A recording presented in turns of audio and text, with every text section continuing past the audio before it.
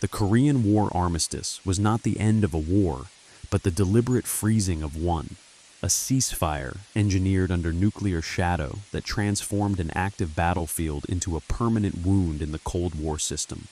Because when the guns fell silent in July 1953, they did so without peace, without reconciliation, and without resolution, leaving behind a divided peninsula, a militarized border, and a conflict that remained legally and psychologically alive, shaping global security for generations.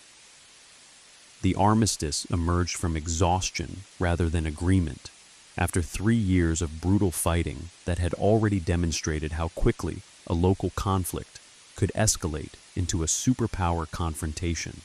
drawing in the United States, the Soviet Union, and China,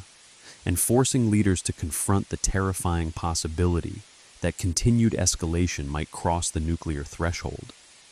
By the early 1950s, the Korean Peninsula had become the most dangerous place in the world, not because of what was happening on the battlefield, but because of what might happen next, as repeated offensives and counteroffensives produced massive casualties without decisive victory, and political leaders struggled to define objectives that justified the cost without triggering catastrophe.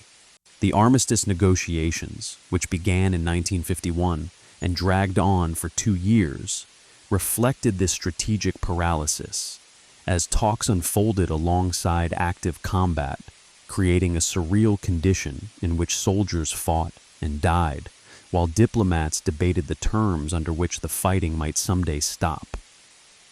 At the center of these negotiations was the recognition that neither side could win outright without unacceptable risk, because any attempt to unify the peninsula by force threatened to draw the superpowers into direct confrontation, especially as the United States openly contemplated the use of nuclear weapons to break the stalemate. American officials, frustrated by battlefield deadlock and mounting casualties, repeatedly considered nuclear options, including strikes against North Korean and Chinese targets. Viewing atomic weapons not as unthinkable last resorts, but as tools that might restore initiative and compel settlement, a mindset shaped by the recent memory of Hiroshima and Nagasaki, and by a strategic culture that had not yet internalized the long-term consequences of nuclear war. These considerations were not abstract, as nuclear-capable aircraft were deployed to the region and contingency plans prepared, signaling to adversaries that escalation remained possible, even as negotiations continued. For China and the Soviet Union,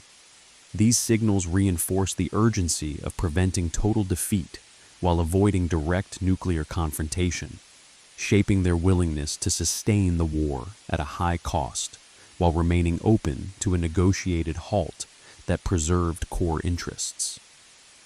The armistice line that eventually emerged, roughly following the pre-war 38th parallel, was thus not a compromise born of mutual understanding, but a boundary imposed by strategic fear, reflecting the limits of what each side was willing to risk rather than what any side truly wanted. The demilitarized zone that resulted was a misnomer from its inception, as it became one of the most heavily fortified borders on Earth, a narrow strip of land bristling with troops, artillery, and surveillance, embodying the paradox of Cold War stability achieved through constant readiness for violence. The armistice itself was signed not by governments seeking peace, but by military commanders seeking to stop the bleeding, underscoring its provisional nature and the unresolved status of the conflict, as no peace treaty followed and the war remained technically ongoing. This legal ambiguity mattered profoundly because it ensured that the Korean Peninsula would remain a site of perpetual tension, where incidents could escalate rapidly and where the absence of formal peace justified ongoing militarization. For the United States, the armistice marked a turning point in Cold War strategy, reinforcing the lesson that limited wars under nuclear conditions could not be decisively won without unacceptable risk, and that containment often meant accepting unresolved conflicts rather than pursuing total victory. For North and South Korea, the ceasefire froze a division that hardened into separate political, economic, and social systems, each claiming legitimacy over the entire peninsula and preparing for a war that might resume at any moment. This permanent readiness shaped national identities, governance structures, and military doctrines, embedding the conflict into everyday life and ensuring that the armistice functioned less as a pause and more as a state of suspended hostility. The armistice also established patterns that would recur throughout the Cold War, demonstrating how superpowers managed proxy conflicts by imposing limits on escalation while tolerating ongoing instability, a strategy that reduced the risk of nuclear war while guaranteeing prolonged suffering at the periphery. Nuclear weapons loomed over this arrangement as both threat and restraint, deterring total war while legitimizing indefinite militarization,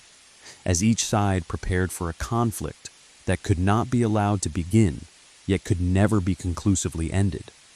The Korean Armistice thus became a template for frozen conflicts worldwide, showing how the Cold War produced not peace, but managed stasis, conflicts held in place by fear rather than resolved through reconciliation. This condition carried its own dangers, because frozen conflicts do not dissipate tension, but store it,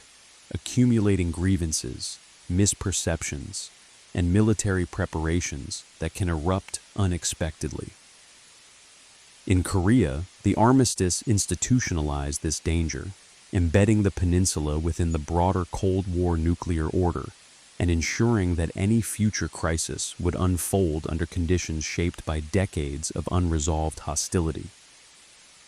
The ceasefire of 1953 therefore represents not closure, but the beginning of a new phase of the Cold War, one defined by permanent readiness, legal ambiguity, and the constant possibility that a war never formally ended might suddenly resume under far more destructive conditions, making Korea not a concluded chapter, but an open wound that revealed how the Cold War managed conflict by freezing it in place rather than healing it. In the years immediately following the armistice, the Korean Peninsula entered a state of militarized suspension unlike any other in the Cold War, because the ceasefire did not reduce danger so much as redistribute it, transforming open warfare into a permanent confrontation defined by hair-trigger readiness, rigid ideology, and the constant presence of forces prepared to fight again at a moment's notice. The Demilitarized Zone quickly evolved into a paradoxical space where peace was enforced through overwhelming force, as both Koreas fortified their positions with dense troop deployments, artillery emplacements, minefields, and surveillance systems, creating a narrow corridor where any misstep, miscalculation, or provocation could ignite a conflict that leaders publicly insisted they sought to avoid. For South Korea, the armistice institutionalized dependence on American security guarantees, as U.S. forces remained stationed on the peninsula not as temporary peacekeepers, but as permanent deterrents, embedding Korea into the global architecture of American Cold War strategy, and making the peninsula a frontline of nuclear-era containment. Washington viewed the armistice not as a failure, but as a necessary compromise, a demonstration that limited war could be contained without triggering global catastrophe. Yet this conclusion masked a deeper unease, because Korea had revealed how difficult it was to control escalation once superpower credibility was engaged, a lesson that would shape American reluctance to pursue decisive victory in later conflicts. Nuclear weapons became central to this post-war order as the United States introduced atomic-capable systems into the region and explicitly integrated nuclear deterrence into its defense of South Korea, signaling to both allies and adversaries that any renewed invasion would carry existential consequences. This nuclearization of the Korean standoff fundamentally altered the meaning of the armistice, because it ensured that the frozen conflict was no longer merely a local matter, but a potential trigger for global war, binding the fate of the peninsula to the broader Cold War balance. North Korea, for its part, interpreted the armistice as a temporary setback rather than a settlement, framing the ceasefire as an imposed injustice that justified continued mobilization, ideological control, and militarization under the banner of national survival, a narrative that reinforced internal cohesion while legitimizing repression and sacrifice. The absence of a peace treaty allowed both regimes to claim moral and legal continuity with wartime objectives, sustaining a zero-sum vision of the conflict that left no space for reconciliation or normalization. Incidents along the DMZ became routine, as patrol clashes, infiltration attempts, and provocations served both practical and symbolic purposes, testing defenses, gathering intelligence, and reinforcing the narrative that the enemy remained dangerous and illegitimate, even as leaders sought to prevent escalation beyond controllable limits. These incidents highlighted the fragility of armistice stability because each confrontation carried the risk of misinterpretation, especially in an environment where communication channels were limited and trust non-existent. The Cold War context amplified these risks, as actions on the peninsula were constantly interpreted through the lens of global rivalry, with each side wary that local escalation might be exploited by adversaries elsewhere. China and the Soviet Union remained deeply invested in the armistice's preservation, not out of benevolence, but because renewed war threatened to entangle them once again in a conflict that had already proven costly and unpredictable, reinforcing their preference for maintaining the frozen status quo while supporting North Korea politically and militarily. This external backing further entrenched the division, ensuring that neither Korean state faced incentives to compromise, as survival and legitimacy were guaranteed by alliance structures rather than reconciliation. The armistice thus produced a peculiar form of stability, one that relied on constant tension and preparation rather than trust, and that normalized the idea that war could be indefinitely postponed without being resolved. For civilians on both sides, this meant living under perpetual threat, as families remained divided, borders sealed, and national identities shaped by narratives of unfinished struggle, embedding the war into everyday consciousness despite the absence of active fighting. The Korean Armistice became a living example of how the Cold War managed danger by freezing conflicts in place under nuclear shadow, accepting permanent militarization as the price of avoiding immediate catastrophe, and leaving unresolved wounds that would continue to bleed politically, psychologically, and strategically long after the guns fell silent. As the Cold War deepened, the frozen nature of the Korean Armistice began to reveal its most destabilizing characteristic, that by postponing resolution indefinitely, it allowed danger to accumulate rather than dissipate, transforming the peninsula into a pressure vessel where ideological hostility, military readiness, and nuclear signaling interacted continuously beneath the surface of apparent stability. Throughout the late 1950s and 1960s, the armistice regime was repeatedly stressed by crises that exposed how easily the ceasefire could unravel, as North Korea pursued a strategy of controlled provocation designed to undermine South Korean confidence, test U.S. resolve, and advance its claim to legitimacy without triggering full-scale war, a strategy that relied on the assumption that the superpowers would restrain escalation even as violence simmered at the margins.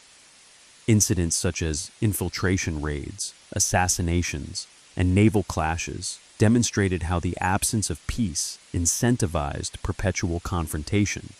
because each side sought to alter the balance incrementally while avoiding the threshold that would provoke catastrophic retaliation. The United States responded to these challenges by reinforcing its military presence and integrating Korea more deeply into its regional nuclear posture, deploying additional forces and reaffirming extended deterrence in ways that signaled resolve, but also entrenched the peninsula's role as a potential nuclear flashpoint. This posture reflected lessons drawn from the armistice itself, that credibility mattered more than compromise in a frozen conflict, and that any sign of weakness risked encouraging renewed aggression. Nuclear weapons thus became both shield and trap, deterring invasion while binding the defense of South Korea to the broader logic of Cold War escalation, ensuring that any major crisis on the peninsula would be interpreted not as an isolated event, but as a test of global balance. North Korea's leadership internalized this logic, recognizing that the armistice constrained outright war, but left room for asymmetric actions that exploited ambiguity and the desire for stability, a calculation that encouraged risk-taking and fostered a culture of militarized brinkmanship. The DMZ became a theater of constant tension, where soldiers on both sides lived under conditions of extreme alertness, trained to expect sudden violence despite the formal absence of war, and where incidents could escalate rapidly due to the compressed decision-making environment created by forward-deployed forces. This environment mirrored broader Cold War dynamics, in which stability depended on the flawless management of crises rather than their elimination, a reliance on restraint that assumed rational behavior under pressure, even as fear and ideology distorted perception. The armistice also shaped domestic politics in both Koreas, reinforcing authoritarian governance by framing dissent as treason and unity as existential necessity, because the unfinished war provided a permanent justification for repression, mobilization, and control. In the South, successive governments invoked the armistice to legitimize emergency measures and suppress opposition, arguing that national survival required discipline and sacrifice, while in the North, the ceasefire was woven into a narrative of siege that demanded absolute loyalty and militarization. This political use of the armistice ensured that the conflict's legacy extended far beyond military planning, embedding the Cold War division into the social fabric of the peninsula and narrowing the space for alternative futures. Internationally, the Korean armistice influenced how superpowers approached other conflicts, reinforcing a preference for stalemate over escalation and shaping strategies that sought to contain violence rather than resolve its causes, a pattern visible in later proxy wars, where ceasefires froze divisions without addressing underlying grievances. This preference reflected a grim calculus that unresolved conflicts were preferable to risks of nuclear war, even if they condemned societies to prolonged instability and repression. The armistice thus became a cornerstone of Cold War crisis management, illustrating how the avoidance of catastrophe could coexist with the normalization of perpetual danger. Yet this normalization carried its own risks, as repeated crises and provocations eroded trust and heightened sensitivity, increasing the likelihood that miscalculation or accident could trigger escalation despite intentions to avoid it. The Korean Peninsula, with its dense military deployments and unresolved sovereignty claims, embodied this danger more acutely than any other frozen conflict, serving as a constant reminder that the Cold War's apparent stability rested on fragile foundations. Over time, the armistice's endurance came to symbolize both the success and failure of Cold War strategy, successful in preventing immediate disaster, yet failing to produce genuine peace or reconciliation. This paradox would continue to define Korean security and global nuclear politics for decades, as each generation inherited a conflict that was neither alive nor dead, but suspended in a state of perpetual readiness that reflected the Cold War's deepest contradictions. The nuclear dimension of the Korean Armistice grew more pronounced as the Cold War matured, because the ceasefire locked the peninsula into a strategic framework where nuclear weapons were no longer distant abstractions, but active instruments of deterrence shaping daily military posture, political rhetoric, and crisis response as the United States increasingly integrated nuclear planning into its defense of South Korea in ways that blurred the line between conventional and atomic war. During the late 1950s, Washington deployed tactical nuclear weapons to the peninsula, including artillery shells, gravity bombs, and short-range missiles, transforming the Armistice Zone into one of the most heavily nuclearized regions on Earth, and signaling that any renewed conflict would almost certainly escalate beyond conventional limits. This decision reflected a broader Cold War trend toward reliance on nuclear superiority to offset conventional vulnerabilities. But in Korea, it carried unique risks, because the proximity of forces and the unresolved state of war meant that warning times were minimal and escalation pathways dangerously short. North Korea and its allies interpreted these deployments as confirmation that the armistice masked a continuing threat to regime survival, reinforcing the logic of permanent mobilization and deepening hostility, while also encouraging the belief that only equal or greater force could guarantee security. China, having suffered immense losses during the war, viewed the nuclearization of the peninsula with particular alarm, as it placed a volatile nuclear frontier on its doorstep and underscored the risks of entanglement should the ceasefire fail. The Soviet Union shared these concerns, recognizing that Korea had become a tripwire where local incidents could rapidly escalate into a nuclear exchange involving multiple great powers, a reality that reinforced Moscow's preference for maintaining the frozen status quo despite ideological commitment to revolutionary solidarity. The presence of nuclear weapons altered the psychology of deterrence on the peninsula because it introduced a layer of existential threat that discouraged large-scale offensives while simultaneously incentivizing smaller provocations designed to exploit ambiguity and test resolve without crossing the nuclear threshold. This paradox became a defining feature of post-armistice Korea, as crises were managed through calibrated escalation and de-escalation rather than resolution, producing cycles of tension that reinforced mistrust and hardened positions on all sides. American military doctrine treated Korea as a proving ground for limited war under nuclear conditions, influencing planning assumptions that would later be applied elsewhere. Yet these assumptions rested on optimistic beliefs about escalation control that were repeatedly challenged by the realities of the armistice environment.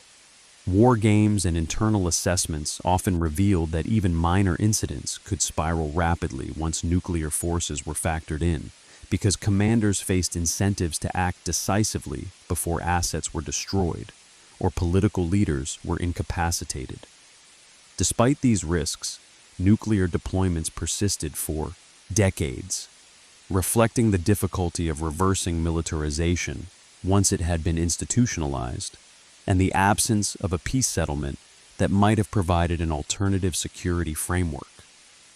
For South Korea, reliance on American nuclear deterrence became both a source of security and a constraint, as it tied national survival to decisions made in Washington and reinforced the peninsula's role as a forward line in global strategy rather than an independent political space. This dependence shaped domestic debates about sovereignty, defense, and eventual nuclear ambition, as South Korean leaders weighed the benefits of extended deterrence against the vulnerability inherent in hosting nuclear forces. The armistice thus created a layered security dilemma, in which measures taken to prevent war also ensured that any war that did occur would be catastrophic, embedding nuclear risk into the everyday functioning of the ceasefire regime. Over time, this reality became normalized, as generations grew up under the assumption that peace meant living under nuclear shadow rather than achieving reconciliation, a normalization that dulled urgency while preserving danger. The Korean Armistice, viewed through its nuclear dimension, illustrates how the Cold War transformed unresolved conflicts into permanent nodes of existential risk, places where deterrence substituted for peace, and where stability depended not on trust or agreement, but on the continuous readiness to unleash destruction on a scale that no political objective could justify. This arrangement prevented immediate catastrophe, yet it also ensured that the peninsula remained one of the most volatile fault lines in global security, a place where the Cold War's nuclear logic was not merely theoretical, but embedded into the geography, institutions, and consciousness of an entire society. As the Cold War entered its later decades, the Korean Armistice increasingly revealed itself not as a temporary arrangement, awaiting resolution,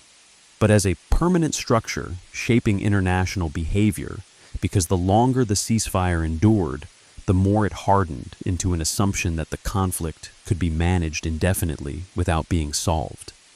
an assumption that carried profound strategic and moral consequences. Repeated crises along the peninsula reinforced this belief as incidents were contained without escalation, encouraging confidence that the system could absorb shocks, even as each confrontation added new layers of mistrust and militarization. This confidence was deceptive, because it rested on the flawless functioning of deterrence under conditions of constant strain, where misperception, accident, or internal instability could unravel decades of restraint in moments. The armistice normalized the idea that war could be perpetually postponed without addressing its causes, embedding a culture of emergency readiness that justified extraordinary security measures and narrowed political horizons on both sides of the divide. In the South, rapid economic development unfolded alongside authoritarian governance, with the unfinished war used to legitimize surveillance, censorship, and repression. While in the North, the armistice became central to a siege mentality that framed all hardship as the price of survival against external hostility. These domestic consequences demonstrate how frozen conflicts shape societies long after fighting stops, transforming political culture and institutional behavior in ways that persist even when original conditions change. Internationally, the Korean Armistice influenced how policymakers approached crisis management elsewhere, reinforcing a preference for stalemate over risk, and encouraging the belief that unresolved conflicts could be tolerated as long as they did not escalate into nuclear war, a logic that would be applied repeatedly during the Cold War with mixed results. This preference reflected a grim hierarchy of values in which global stability took precedence over local justice, a trade-off that preserved peace at the center while entrenching suffering at the margins. The endurance of the armistice also exposed the limits of international law in a bipolar world, as the absence of a peace treaty persisted not because of legal impossibility, but because strategic convenience favored ambiguity, allowing all parties to maintain maximal claims while avoiding concessions. Over time, this ambiguity became self-reinforcing, as generations of leaders inherited a conflict frozen in place, with few incentives to alter a system that, however imperfect, had prevented catastrophe. Yet the very success of this system masked its fragility, because it depended on constant vigilance and restraint, qualities that cannot be guaranteed indefinitely. The Korean Peninsula remained a test case for the Cold War's central contradiction, that peace could be maintained through readiness for annihilation, and that the avoidance of disaster often required tolerating injustice and division. As the Cold War drew to a close, the armistice survived, even as the global system that had produced it collapsed, underscoring how deeply embedded it had become and how difficult it was to dismantle arrangements built on fear rather than reconciliation. The persistence of the Korean armistice into the post-Cold War era reveals its true nature as a structural legacy of nuclear politics, a frozen conflict sustained by deterrence rather than resolved by agreement, and a reminder that the Cold War's end did not automatically heal the wounds it froze in place. In this sense, the armistice stands as both a warning and a mirror, reflecting how global systems manage risk by postponing resolution, and how conflicts left unresolved can endure far longer than the conditions that created them, shaping security and identity long after the original war has faded from memory. The final significance of the Korean War Armistice lies in how it exposed the Cold War's deepest and most enduring contradiction, that global stability was often achieved not by resolving conflicts, but by freezing them in place under nuclear threat, creating arrangements that prevented catastrophe while institutionalizing division, fear, and permanent readiness for violence. The armistice demonstrated that nuclear deterrence could halt escalation without producing peace, substituting legal ambiguity and militarized stasis for reconciliation, and in doing so, redefining what peace meant in the Cold War world, not as the absence of hostility, but as the management of it. Korea became the clearest embodiment of this logic, a place where war never officially ended, where soldiers remained deployed decades after ceasefire,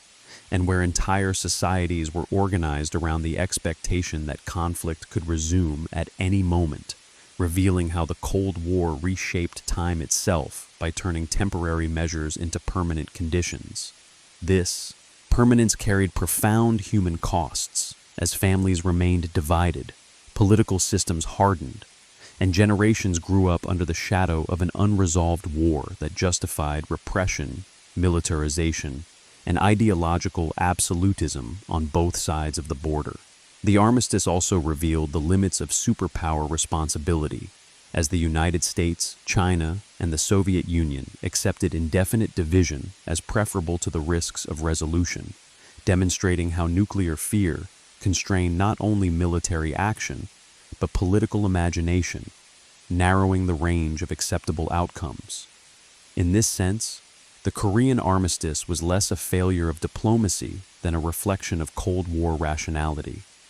a system that prioritized avoidance of worst-case scenarios even when it meant entrenching injustice and instability at the periphery. Its endurance illustrates how frozen conflicts can outlast the geopolitical systems that create them, persisting through inertia and strategic convenience long after original alignments have shifted. The armistice's survival into the post-Cold War era underscores that unresolved conflicts do not simply dissolve when rivalries end, but continue to shape security, identity, and policy in ways that defy easy solutions. Korea's experience thus offers a sobering lesson about the nuclear age, that the prevention of catastrophe often relies on arrangements that are themselves unstable, dependent on constant restraint, vigilance, and luck, and vulnerable to miscalculation or change. The armistice stands as a permanent reminder that the Cold War's most lasting legacy may not be the wars it fought or the crises it resolved, but the conflicts it froze, leaving behind wounds that never healed and dangers that never fully disappeared. In understanding the Korean War Armistice, we see how the Cold War managed violence by suspending it rather than ending it, and how nuclear deterrence created a world where peace was defined not by justice or agreement, but by the continued avoidance of disaster, a condition that has proven remarkably durable and deeply unsettling long after the guns first fell silent.